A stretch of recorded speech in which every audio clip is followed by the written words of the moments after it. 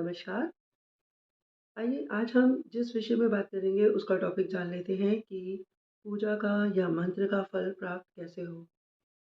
तो आपको याद होगा कि हम जब पिछली बार बात कर रहे थे तो मैंने आपसे बात की थी कि जो पंच प्रकृति है यानी कि धरती, अग्नि, गगन, वायु और आकाश। तो जो पंच तत्व है यानी कि जो धरती है, ये 5 चीज़ों से बनी हुई है। यही 5 चीज़ें जो मैंने अभी आपको गिनवाई हैं और ये पंच तत्व का जो शरीर है, जो मनुष्यों का होता है, वह भी 5 ही चीज़ों का बना हुआ है। अब आप मुझसे कहेंगे कि भई पंच तत्व का यदि शरीर है, तो इसके अंदर ऊर्जा क्या है, आत्मा क्या है? जी हाँ, तो इस बात को मैं आपको बता दूँ कि पंच तत्व के शरीर के अंदर जो आत्मा होती है, वह सूर्य नारायण की है यानी कि सूर्य देव की है। तो जो प्रकृति बाहर है वही भीतर है और मैं सूर्य देव की बात करूं और चंद्रमा की ना करूं ऐसा तो हो नहीं सकता। तो जो चंद्रमा है मतलब कि चंद्रदेव हैं, वह हमारे मन के कारक होते हैं। अब जरा इस बात को समझिएगा कि जो पंच प्रकृति है वह कैसे कार्य कर रही है। अगर मैं अर्थ की बात करूं तो पंच प्रकृति कार्य कर रही है यानी कि सूर्य देव की वजह से। हम सब जानते हैं कि धरती पर जीवन केवल और केवल सूर्यदेव की ही वजह से है ना? तो कहना चाहिए कि there is no life without sun on the earth, there is no life without sun, है ना? क्योंकि हम सब जानते हैं कि जो सूर्यदेव हैं, उनकी वजह से ही जो पेड़-पौधे हैं, वह जो मतलब हमें ऑक्सीजन दे रहे हैं और यानी कि जो अच्छी हवा हम लोग जिसमें साँस लेते हैं, तो हम क्या करते हैं, हम मनुष्य ऑक्सीजन को लेते हैं और जो बुरी हवा है कार्बन डाइऑक्साइड को छोड़ते हैं। और जो पेड़ पौधे हैं वो क्या करते हैं, पेड़ पौधे जो बुरी हवा है यानी कि कार्बन डाइऑक्साइड लेते हैं और ऑक्सीजन छोड़ते हैं। इसी के साथ जो सूर्यदेव है उनसे इतने कार्य चल रहे हैं यानी कि आपके जो पेड़ पौधे हैं वो आपको सब्जी प्रदान कर रहे हैं, आपको फल प्रदान कर रहे हैं। आपका जीवन सूर्यदेव के बिना है ही नहीं। उसी प्रकार से जो हमारा शरीर है, तो अगर मान लीजिए कि हमारा जो शरीर है जब हम लोग मर जाते हैं तो क्या होता है कि आत्मा निकल जाती है। अब आत्मा निकल जाती है तो शरीर तो यही होता है, आँख नाक कान सब कुछ वही है। पर क्या चीज़ नहीं है, एनर्जी नहीं है। किस चीज़ की एनर्जी नहीं है? अरे भाई सूर्यदेव की ऊर्जा आप में यानी कि जो आत्मा के रूप में सूर्यदेव की ऊर्जा थी वह गायब हो जाती है। तो कहने का अर्थ ये है कि जो पंचतत्व बाहर है वही हमारे भीतर है। और मैं बात कर रही थी चंद्रमा की। तो जो चंद्रदेव है वो हमारे अंदर मन का कारक है। तो हम सब जानते हैं कि हमारे अंदर आत्मा और मन। अब आप कहेंगे कि आत्मा और मन दोनों सेम होता है, तो मैं आपको बता दूं कि आत्मा और मन सेम नहीं होते। किस प्रकार से, देखिए, जो आत्मा होती है वो केवल और केवल हमको ऊर्जा प्रदान करती है। पर जब पंच तत्व का जो शरीर है, उसका जो कहते हैं ना कि उसको कौन चलाता है? मन। और वो मन क्या करता है?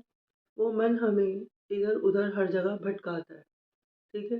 तो आपने गीता में बार-बार सुना होगा, गीता जी में बार-बार कहा गया है कि ये जो संसार है, ये माया जाल है, मोह माया ये वो। तो इन सब चीज़ों में जो भटकाता है हमें, वो केवल और केवल मन ही भटकाता है।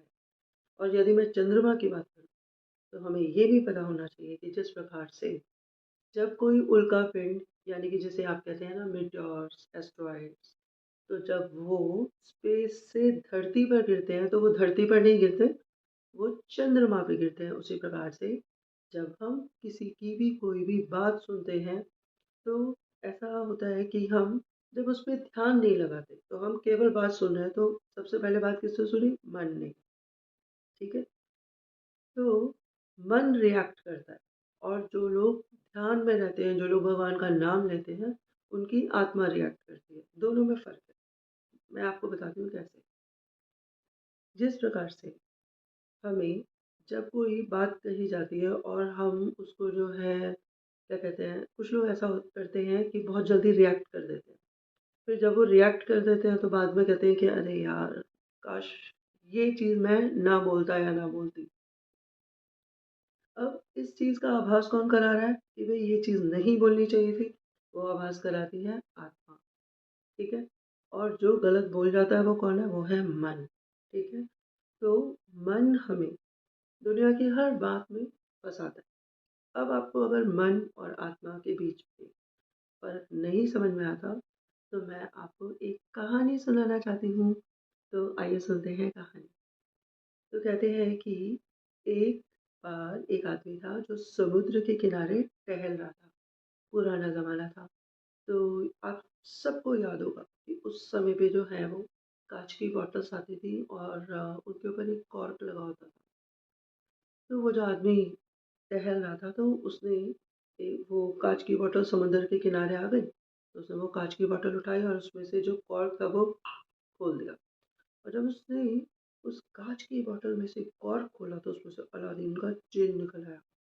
तो वो जो जिन था उसने उस आदमी से कहा कि माँग, तुझे क्या चाहिए? आज मैं तेरी बातें पूरी करूँगा। तो उस आदमी ने कहा कि है, मेरी बात पूरी हो जाएगी?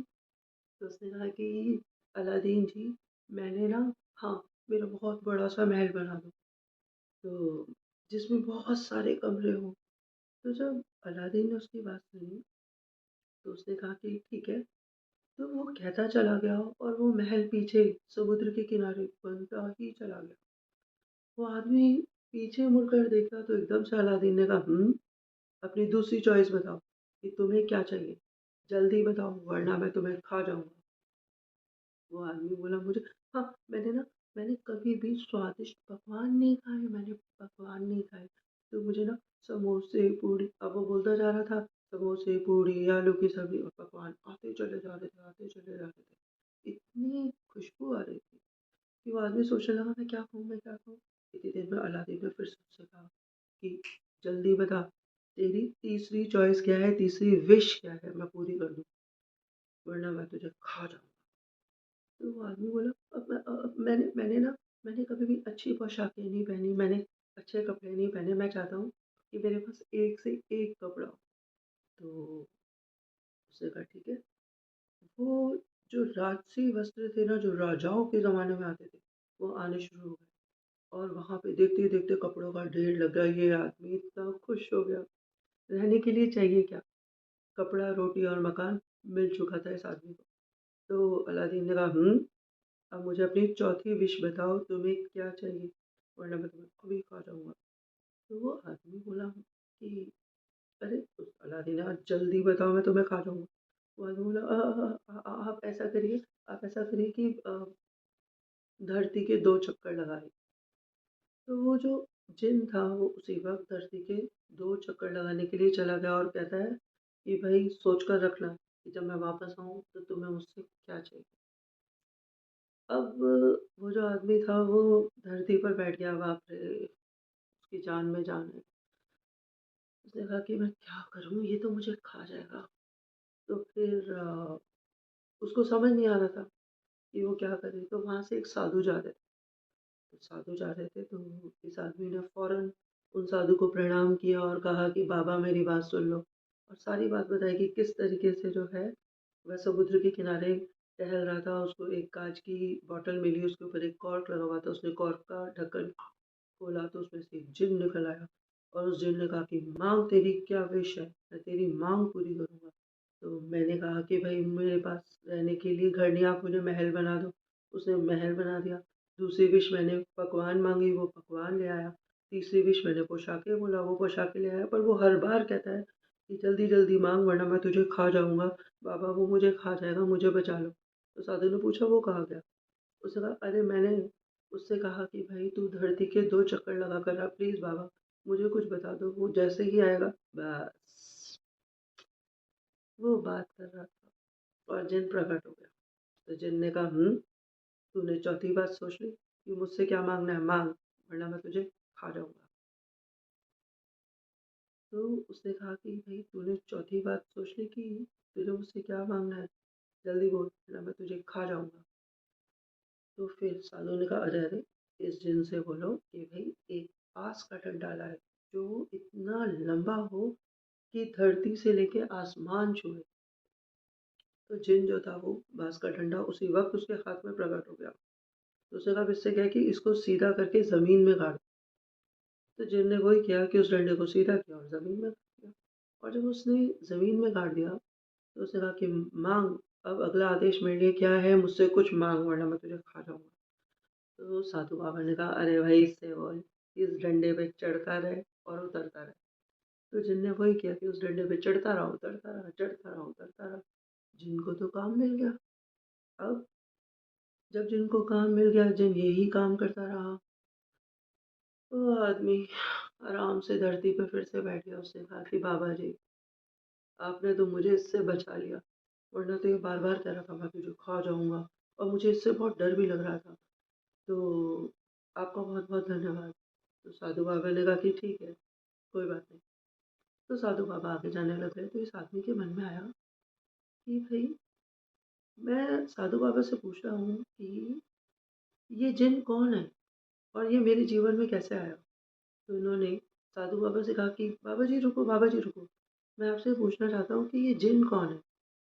तो साधु ने कहा, ये जिन, ये तुम्हारे अंदर बैठा तुम्हारा मन। तो उसने कहा मतलब? उसने कहा देखो, तुम्हारा जो मन है, जब तक तुम्हें माया जाल में फंसाए रखता है तो तुम्हें क्या लगता है कि भी मेरा घर छोटा है, तो मुझे इससे बड़ा घर चाहिए, और बड़ा है तो उससे और बड़ा चाहिए, आलीशान घर चाहिए महल की तरह।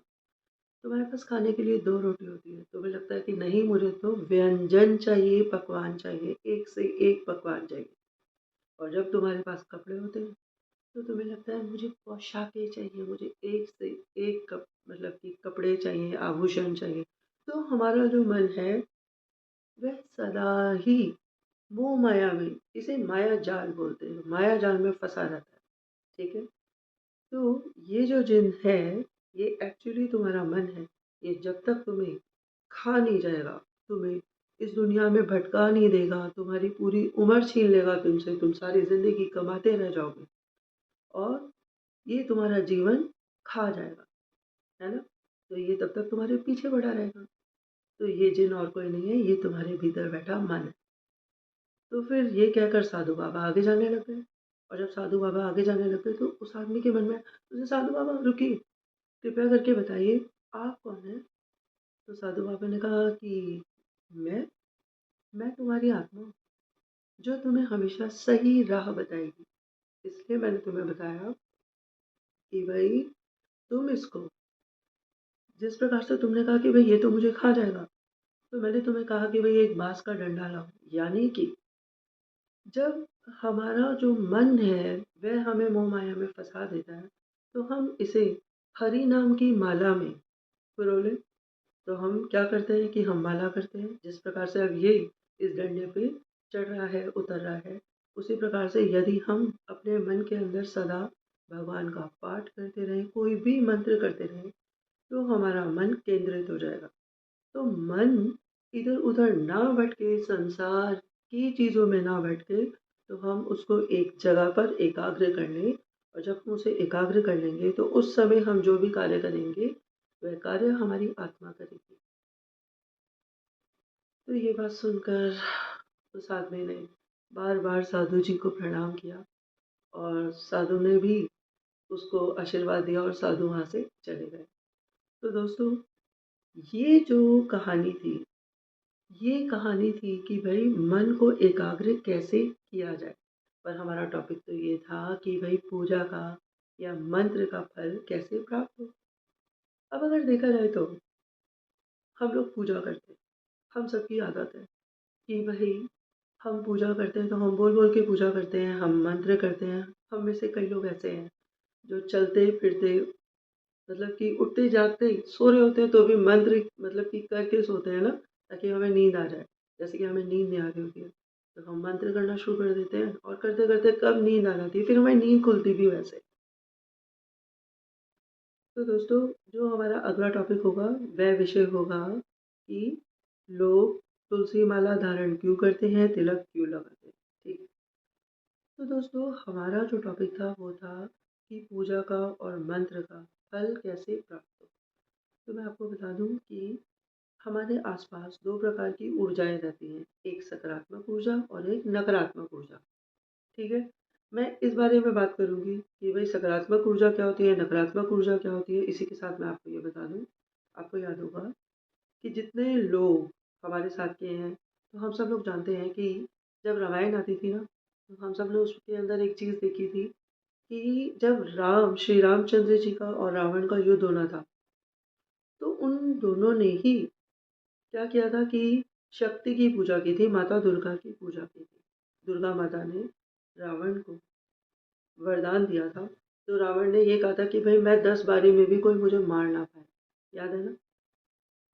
पर श्री रामचंद्र जी ने जब पूजा की थी, तो उन्होंने अस्त्र शस्त्र की पूजा की थी, यानी कि हम सब जानते हैं कि जब श्री रामचंद्र जी तीर निकालते थे, तो एक तो उसी तीर से करोड़ों तीर बन जाते थे। सबसे पहले तो वो उस तीर की मतलब उस तीर को नमन करते थे, और उसके बाद जब वो तीर चलाते थे, तो उस तीर से करोड़ों तीर बन जाते थे। ठीक है।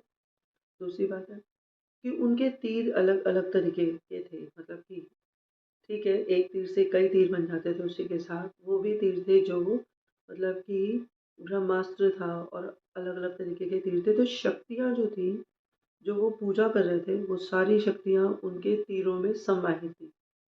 अब आपको इससे क्या बात समझ में आई कि रावण ने भी अपने लिए पूजा की, और श्री रामचंद्र जी ने भी अपने लिए पूजा की, अपनी शक्ति बढ़ाने के लिए पूजा की। हम लोग जो पूजा करते हैं, वो एक प्रैक्टिस में करते हैं। प्रैक्टिस क्या है? एक आदत है कि भाई अब ये पढ़ लो, अब ये कर लो, है ना? थोड़ी और पूजा को बढ़ा लो। पर हमें भगवान से ये कहना होगा, जब आप पूजा करें, तो आप क्या करें? अपने सीधे हाथ से स्वयं अपने ही सर पे रख के अपने आप को आशीर्वाद दें कि हे प्रभु, मैं जो अभी आपकी आज पूजा करने वाली हूँ या करने वाला हूँ, तो कृपया करके मुझे इस पूजा का पुण्य प्रदान करें। मेरे अगले पिछले जो जितने भी पाप कर्म हैं वह काट दें। तो इस प्रकार से जब आप पूजा करेंगे, तो वैसा ही होगा। मतलब कि आपने क्या किया कि अपनी पूजा शुरू करने से पहले उसको अपने ही आसपास लॉक कर दिया। तो उससे आपको क्या फ़ायदा हुआ कि जब आपने पूजा की तो वह आपके ओरे में रह गई। अब ओरा क्या होता है? ओरा होता है कि आपने देखा होगा कि जो भी भगवान है, तो हमारे भगवान के पीछे एक सूरज होता है ना? तो सूरज होता है। अब हमने सूर्यदेव को भी देखा है। तो सूर्यदेव जो है वह उनकी किरणें होती हैं। हम सब लोग, क्योंकि हमारे अंदर एनर्जी है, तो जो हमारे अंदर आत्मा है वह सूर्यदेव का ही रूप है। तो हम सबका भी ओरा है। आपने देखा होगा कि कुछ लोगों से मिलकर हमें बहुत खुशी होती है, या फिर छोटे बच्चों से मिलकर, है ना? जो मतलब कि बिल्कुल कहते हैं ना, छोटे बच्चे बहुत दिल के साफ होते हैं, तो उनसे मिलकर हमें बहुत खुशी होती है। उसी प्रकार से हम जब पूजा करेंगे सीधे हाथ से, अपने आप को खुद कहेंगे, संकल्प लेंगे, तो वो संकल्प कोई पंडित जी नहीं कराएंगे। वो आपको क्या करना है कि सीधे हाथ से अपने सर पे आशीर्वाद खुद को देना है, और कहना है कि हे प्रभु, आज जो मैं पूजा कर रहा हूँ या कर रही हूँ, कृपया करके मुझे इस पूजा का फल प्रदान करें, और ये भी बता दीजिए कि आप किस लिए पूजा कर रहे हैं। तो वह पूजा आपके साथ रहेगी, और वह हमेशा आपके ओरे में आ जाएगी। जब पूजा आपके ओरे में आएगी, तो आप जब भी कोई भी बात बोलेंगे, कोई भी बात करेंगे, अगर आपने वो पूजा अपनी वाक शक्ति के लिए की है, यानी कि मैं जो बोलूँ वो सब सुने, या आपने वो पूजा इस बात के लिए की है कि हे प्रभु, मेरा कल्याण करिए। कई लोग जो हैं वो अलग अलग तरीके की पूजा करते हैं, उनके जीवन में जो नहीं होता वो चीज़ मांगते हैं, तो वो पूजा उनको लगेगी, और उसका फल बहुत जल्दी से प्राप्त होगा। तो इसलिए जब आप पूजा करें, तो इस बात का बहुत ज़्यादा ध्यान रखें कि भई जो आपकी पूजा है, वह आपकी कमाई है, आपकी पूँजी है। तो कहने का अर्थ ये हुआ कि हमने मंत्र किए, हमने चैंटिंग की, हम सुबह उठे, हमने बहुत ज़्यादा पूजा की, तो हमने वो अपने लिए की। जिस प्रकार से श्री राम अपनी शक्ति बढ़ाते हैं, जितने भी हमारे देवी-देवता हैं, वो सब अपनी शक्ति बढ़ाने के लिए मंत्र करते ही रहते हैं। खुद सूर्यदेव जो है, ये कहा गया है कि भई सूर्यदेव से आवाज़ आती है ओम। तो अगर आपको ऐसा लगता है कि मैं गलत कह रही हूँ, कृपया करके गूगल भाई सबके भाई से पता कर लीजिए कि सूर्यदेव से आवाज़ आती रहती है ओम। वो घूमते रहते हैं और आवाज़ आती रहती है, यानी कि चक्र में चलते रहते हैं। तो उसी तरीके से हम लोग जब पूजा करें, तो केवल अपने लिए करें, अपनी शक्ति को बढ़ाने के लिए करें और हमें जो जीवन मिला है उसको और अच्छा बनाने के लिए पूजा करें। तो पूजा का और मंत्र का फल केवल और केवल हमें ही मिलेगा। अभी भी जिन लोगों को मेरी बात समझ में ना आई हो, तो मैं उनसे एक बात पूछना चाहती हूँ कि आप एक बात बताइए कि क्या कभी ऐसा हुआ है कि आपने मतलब कि बहुत छोटी बात कर रही हूँ कि 10 का 20 का नोट अपने घर में ऐसे कहीं पे भी फेंक दिया हो? नहीं ना? आप सड़क पे चलता हुआ नोट भी उठा लेते हैं। आपको तो सिक्का मिले आप वो भी उठा लेते हैं। तो जब ये कागज़ के बने नोट आप जो है वो सड़क पर नहीं फेंकते, मतलब कि सड़क पर फेंके हैं तो उठा लिए, घर में कहीं पे भी नहीं रखते, उसको फ़ौरन अपनी जेब में डाल लेते हैं। आपको कहीं से भी कोई नोट मिलता है, कोई नानी दादी कोई भी आपको नोट देता है ना, तो आप फटाफट से उसे अपनी जेब में डाल देते हैं, बड़ा संभाल के खर्च करते हैं। वो पैसा जो आप इतना संभाल के खर्च करते हैं, वो आपकी पूंजी है जो साथ भी नहीं जाएगा। अरे भाई साहब, आपकी पूंजी आपकी पूजा है जो आपके साथ जाएगी।